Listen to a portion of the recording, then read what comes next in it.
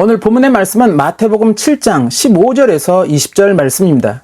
거짓 선지자들을 삼가라. 양의 옷을 입고 너희에게 나오나 속에는 노략질하는 일이라. 그의 열매로 그들을 알지니 가시나무에서 포도를 또는 엉겅퀴에서 무화과를 따겠느냐. 이와 같이 좋은 나무마다 아름다운 열매를 맺고 못된 나무가 나쁜 열매를 맺나니 좋은 나무가 나쁜 열매를 맺을 수 없고 못된 나무가 아름다운 열매를 맺을 수 없느니라. 아름다운 열매를 맺지 아니하는 나무마다 찍혀 불에 던지우느니라. 이러므로 그의 열매로 그들을 알리라. 오늘 본문의 말씀은 누가 거짓 선지자이고 누가 하나님의 참 선지자인가, 그가 맺는 열매를 보면 알 수 있다고 예수님은 말씀하시고 있습니다. 열매를 보면 안다. 곧 그의 어떠한 결과물을 보고 알 수 있다는 것입니다. 열매는 과실나무가 맺는 결과물이 됩니다.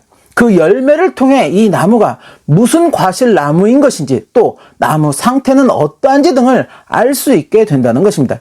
물론 나무에 대한 지식과 경험이 많은 그런 전문가들은 나무만 보아도 이 나무가 무슨 나무인지 또 상태가 어떠한지 등을 알 수 있다고 합니다. 그러나 나무를 잘 모르는 일반 사람들은 그냥 나무만 봐서는 이것이 무슨 나무인지 또 상태가 어떠한지 등을 알기가 어렵다는 것입니다.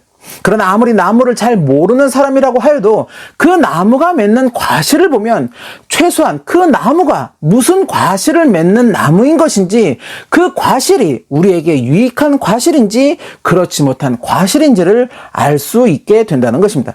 그렇다면 어떤 결과물을 보고 거짓 선지자인지 참 선지자인지를 알 수 있다는 말은 무슨 의미일까?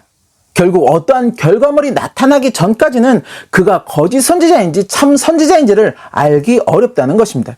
즉 그냥 나무만 봐서는 이것이 무슨 나무인지, 우리에게 유익한 과실을 맺는 그런 나무인지 그렇지 못한 나무인지를 알기 어려운 것처럼, 겉으로 보이는 그러한 모습으로는 그가 우리를 구원으로 이끌고자 하는 하나님의 참 선지자인지 아니면 우리를 멸망으로 이끌고자 하는 그런 거짓 선지자인지를 알기 어렵다는 것입니다. 남을 속여서 자기의 유익을 취하는 사람을 우리는 사기꾼이라고 말합니다. 이러한 사기꾼은 처음부터 자신을 사기꾼이라고 드러내지 않는다는 것입니다. 오히려 사람들에게 자신이 믿을 만한 그런 사람이라고 보이려고 한다는 것입니다. 그래서 때로는 자신이 많은 재물을 가진 그런 부자인 것처럼, 또는 많은 정보나 많은 사람과의 관계를 가지고 있어서 그것을 통해 어떤 유익을 줄 수 있는 그런 사람처럼, 또 때로는 남들에게 선한 자신의 모습을 보여주면서 자신은 정직하고 성실한 사람인 것처럼 상대방에게 자신을 보여주려고 한다는 것입니다. 자신이 할 수 있는 최대한의 방법을 이용해서 상대방에게 자신이 사기꾼이 아닌 믿을 만한 사람으로 그렇게 보이게 한다는 것입니다.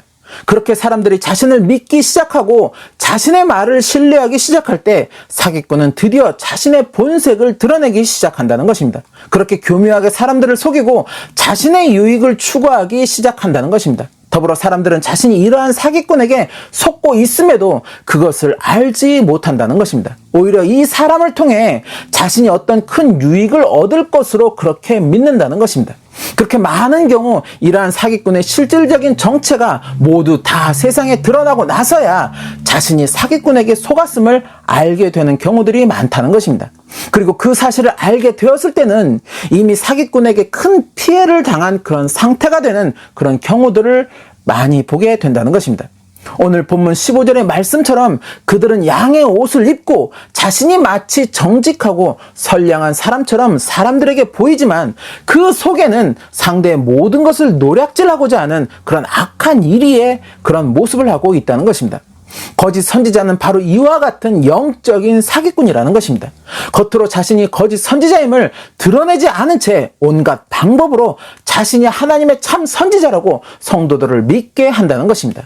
때로는 하나님의 말씀에 숨겨진 진실을 그렇게 전하고 가르친다고 해서, 또 때로는 성도들을 위해서 헌신하는 신실한 하나님의 종인 것처럼, 또 때로는 눈에 보이는 어떠한 이적의 역사들을 보이며 자신이 마치 하나님과 교통하는 그런 하나님의 사자인 것처럼 자신을 성도들에게 그렇게 나타내려고 한다는 것입니다.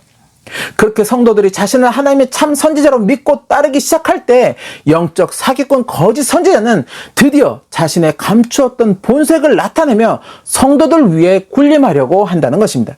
그렇게 성도들을 착취하고 통제하며 교묘한 말로 성도들이 하나님을 부인하도록 그렇게 만든다는 것입니다. 베드로후서 2장 1절 말씀. 그러나 민간에 또한 거짓 선지자들이 일어났었나니 이와 같이 너희 중에도 거짓 선생들이 있으리라. 저희는 멸망케 할 이단을 가만히 끌어들여 자기들을 사신 주를 부인하고 임박한 멸망을 스스로 취하는 자들이라. 더불어 이러한 자들은 처음부터 하나님을 대적하기 위해 등장하는 그러한 자들도 있지만 음행으로 인해 처음 하나님을 향한 그 신앙을 버리고 결국에 하나님을 배반하고 마는 그러한 자들도 포함되어 있다는 것입니다. 지금 드러나고 있는 이단의 모습들 역시도 이러한 모습들인 경우들이 있다는 것입니다. 처음에는 하나님을 향한 신실한 믿음을 가진 그런 자였는데 어느새 교만에 빠져 하나님을 향한 믿음을 저버리고 오히려 자신이 하나님이 되어서 성도들 위에 군림하는 그러한 이단의 모습들도 있다는 것입니다. 그렇게 성도들 위에 군림하면서 온갖 미혹의 말로 성도들을 미혹하여 성도들을 향한 온갖 착취를 일삼고 있다는 것입니다. 그런데 정작 그렇게 미혹된 성도들은 자신이 그러한 미혹에 빠져 있음을 깨닫지 못하는 경우들이 많다는 것입니다. 오히려 자신들이 걸어가는 그 신앙의 길이 하나님의 뜻에 합당한 참 신앙의 길이며 진정한 구원의 길이라고 믿고 있다는 것입니다. 그러나 그 길은 구원의 길이 아닌 멸망의 길이라는 것입니다. 즉 그들은 거짓 선지자에 미혹되어 지금 멸망의 길로 가고 있다는 것입니다. 주님은 계시록을 통해서 분명하게 말씀하시고 있습니다. 어린 양의 생명책에 그 이름이 기록되지 못한 자들은 모두 둘째 사망인 불못에 떨어지게 될 것이라고. 그 불못은 거짓 선지자가 이미 떨어져서 거기서 밤낮 괴로움을 받는 그러한 곳이라고. 계시록 20장 10절 말씀. 또 저희를 미혹하는 마귀가 불과 유황못에 던지우니 거기는 그 짐승과 거짓 선지자도 있어 세세토록 밤낮 괴로움을 받으리라. 그리고 15절 말씀. 누구든지 생명책에 기록되지 못한 자는 불못에 던지우더라. 거짓 선지자들은 하나님의 이름과 말씀을 빙자하지만 결국에는 하나님을 회방하는 그러한 자들이라는 것입니다. 더불어 그러기에 그들은 하나님의 심판이 예정된 자들이며 그렇게 그들의 마지막은 둘째 사망 곧 불못이 이미 예정된 자들이라는 것입니다. 그러기에 거짓 선지자들이 맺는 열매는 결코 하나님을 기쁘게 하는 열매가 될 수가 없다는 것입니다. 아무리 하나님의 이름을 말하고 또 하나님의 말씀을 빙자해서 자신이 전하는 뜻을 따르면 마치 포도 열매를 취할 수 있을 것처럼 또 무화과 열매를 취할 수 있을 것처럼 그렇게 이야기를 하지만 그들은 포도나무가 아니기에 또 무화과 나무가 아니기에 결코 포도 열매를 또 무화과 열매를 기대할 수 없다는 것입니다. 그러기에 그러한 자들이 이끄는 믿음으로 또 신앙의 삶으로 이끌려 나아간다는 것은 그 결과 역시도 그들과 동일한 불못에 처해지게 된다는 것을 주님은 분명하게 경고하고 계신다는 것입니다.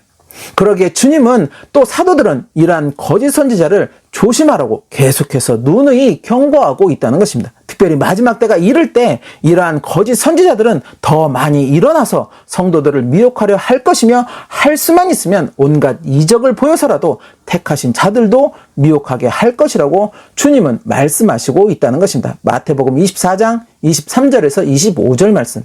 그때 사람이 너희에게 말하되 보라 그리스도가 여기 있다 혹 저기 있다 하여도 믿지 말라. 거짓 그리스도들과 거짓 선지자들이 일어나 큰 표적과 기사를 보여 할 수만 있으면 택하신 자들도 미혹하게 하리라. 보라 내가 너희에게 미리 말하였노라.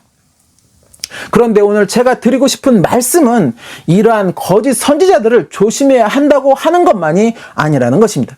그들이 그들의 열매로 거짓 선지자인지 아닌지가 결정이 되는 것처럼 우리 역시도 우리의 열매로 주님의 참 그리스도인인지 아니면 거짓 그리스도인인지가 결정되게 된다는 것입니다.